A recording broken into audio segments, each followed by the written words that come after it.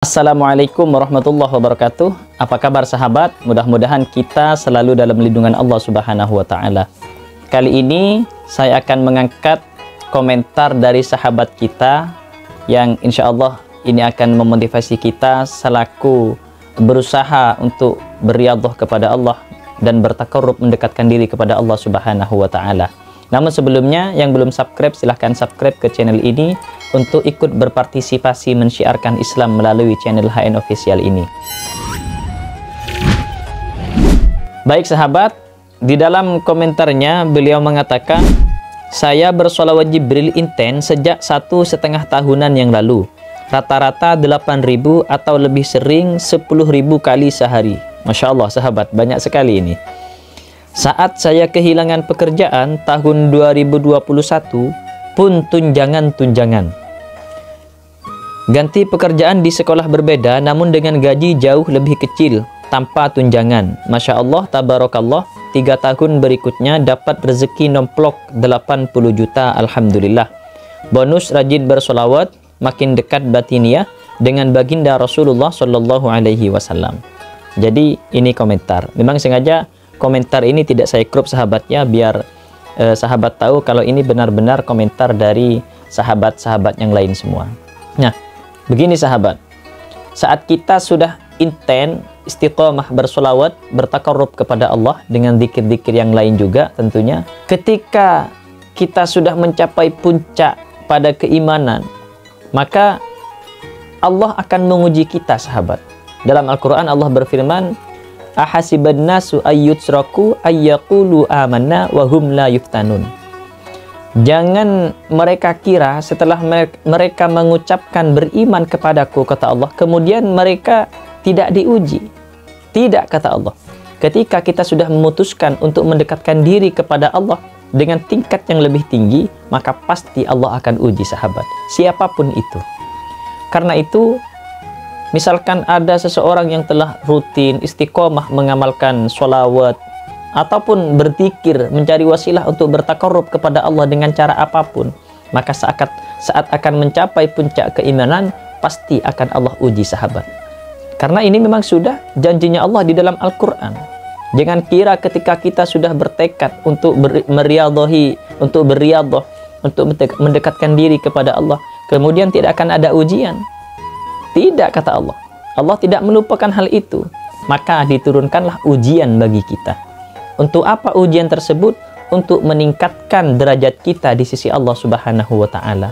Untuk meningkatkan makom kita dari level sebelumnya ke level yang lebih tinggi sahabat. Yang tentunya ini hanyalah Allah yang tahu.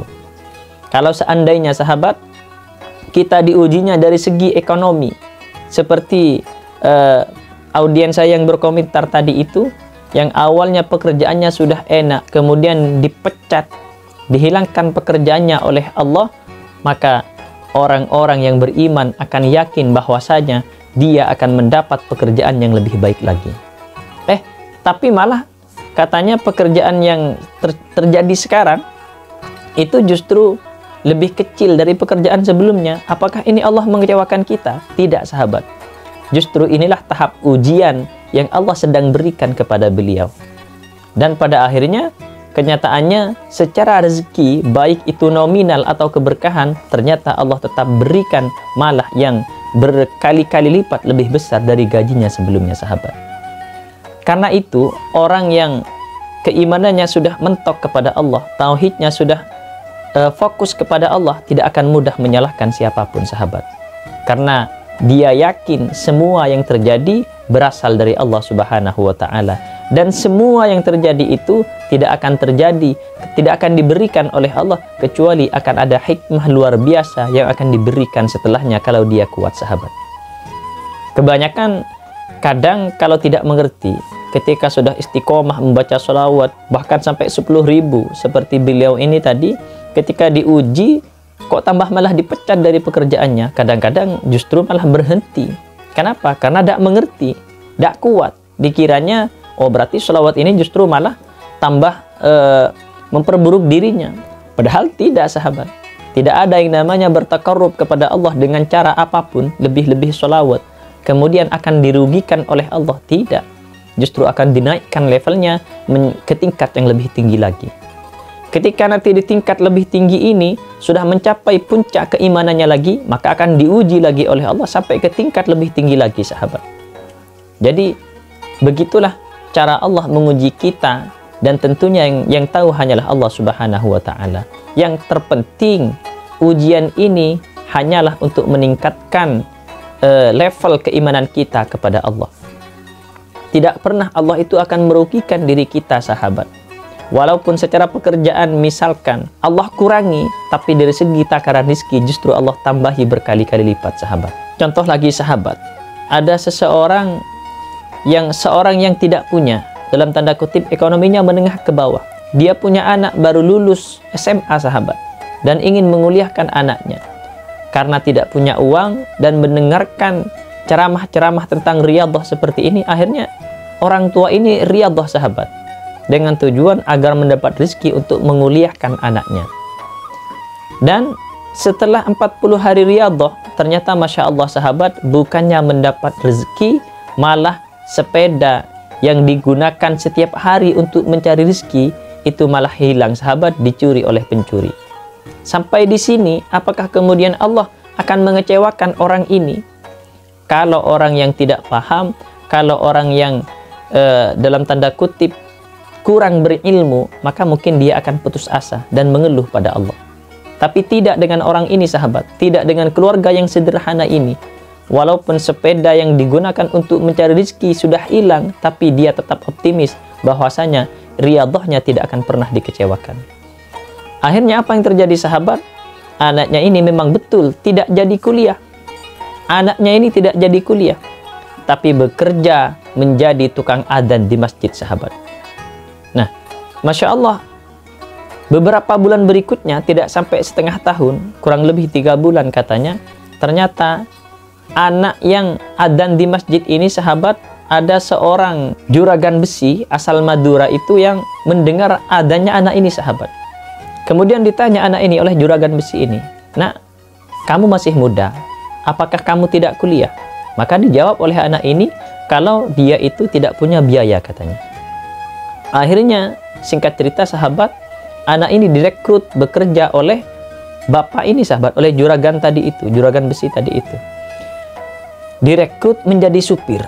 Karena dia tidak bisa nyetir, maka disekolahkan supir, dikursuskan supir, dan mendapat SIM, kemudian jadi supirnya juragan besi ini, sahabat. Selang 6 bulan berikutnya, setelah mengikuti bapak juragan ini setiap hari kemanapun pergi, baik dari kulaan besi, cara borong besi, kemudian jual besinya kemana, ternyata juragannya ini sakit, sahabat. Juragannya ini sakit parah. Maka karena yang tahu tempat kulaannya hanya supirnya tadi ini, sahabat, yang tak lain adalah anak muda ini, sahabat, maka juragannya ini menyuruh anak muda ini tadi untuk membeli besi, kemudian dijualkan lagi. Membeli besi, dijualkan lagi. Nah, ternyata, sahabat, setelah beberapa bulan juragan ini sakit, kurang lebih 1 tahunan, usaha yang dikelola oleh anak supir tadi ini, ternyata Masya Allah, peningkatannya luar biasa, sahabat. Karena memang anaknya ahli ibadah. Nah, singkat cerita, sahabat, ternyata juragan besi ini setelah melihat kinerja dari supirnya tadi, dia itu percaya 100%. Nah, kalau anak ini dijadikan manajer dalam perusahaan besi ini, maka insya Allah perusahaan ini akan semakin meningkat. Singkat cerita, sahabat, kemudian 1 tahun berikutnya, anak yang tadi gagal kuliah itu diangkat menjadi manajer dari perusahaan yang begitu besar, sahabat. Nah, kalau kita lihat dari sini, sahabat, yang bapak tadi riyadhah selama 40 hari, itu seakan-akan merugikan dirinya dan keluarganya, bahkan anaknya justru putus kuliah. Tapi kalau kita kaji yang lebih dalam lagi, tujuan dari kuliah, sahabat, ya memang betul mencari ilmu, tapi kalau misalkan jurusannya ekonomi misalkan, maka apa yang dituju? Pasti pekerjaan, sahabat. Bahkan jurusan apapun, itu pasti tujuannya pekerjaan, tujuan duniawinya. Walaupun mencari ilmunya adalah ibadah. Nah, ketika tujuannya pekerjaan, maka sebenarnya Allah telah memberi lintasan kuantum yang begitu luar biasa pada anak ini, berkat wasilah riyadhah dari bapaknya tadi, sahabat. Dalam waktu 2 tahun, anak ini sudah menjadi manajer di sebuah perusahaan yang besar. Sedangkan teman-temannya yang kuliah, sahabat, mungkin kalau 2 tahun masih semester 4 dan masih menjalankan tugas-tugas dari dosennya. Masih bingung ngeprint sana-sini. Bahkan mungkin setelah lulus masih bingung mencari pekerjaan, sahabat.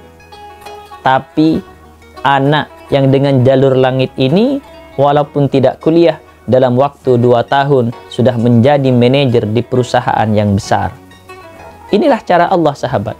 Jadi Allah itu tidak akan pernah merugikan terhadap hambanya, siapapun itu, sahabat. Selama ingin mendekatkan diri kepada Allah, maka insya Allah semuanya akan diberi kebahagiaan pada nantinya. Baik itu kebahagiaan di dunia dan kebahagiaan di akhirat, sahabat.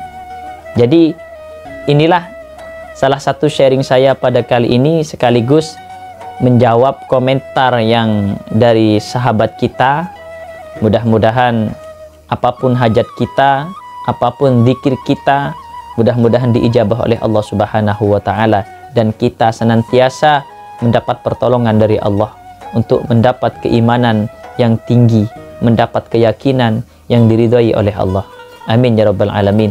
Baik, sahabat, mungkin ada yang punya hajat atau keinginan, silahkan tulis di kolom komentar. Insya Allah wasilah dari penonton-penonton yang lain, dari sahabat-sahabat kita yang lain yang mengatakan amin, nanti ada energi positif yang dapat mendorong terkabulnya hajat kita, terkabulnya doa kita kepada Allah Subhanahu wa Ta'ala. Atau mungkin pernah mengalami pengalaman-pengalaman spiritual yang mengesankan, silahkan tulis di kolom komentar. Insya Allah akan kita angkat juga sebagai konten dan akan kita sebarkan ke saudara-saudara kita yang lain, agar lebih memotivasi kita semua dalam mendengarkan hikmah dari adanya pengalaman spiritual dari sahabat-sahabat semua.